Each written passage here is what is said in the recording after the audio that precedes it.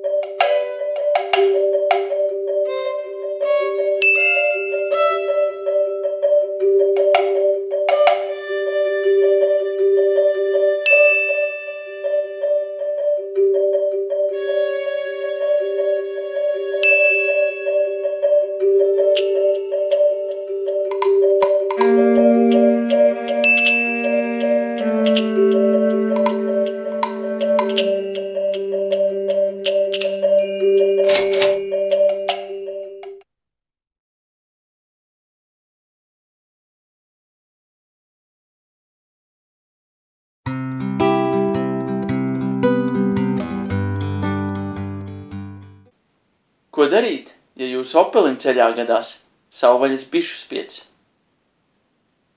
Beidziet stumt un paslēpieties mašīnā. Es gribēju pateikt, ka man ir beigušās idejas.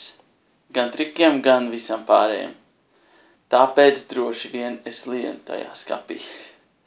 Ierakstiet komentāros, ko jūs gribētu redzēt, lai es izdaru. Un to es mēģināšu izdarīt. Sarunāts!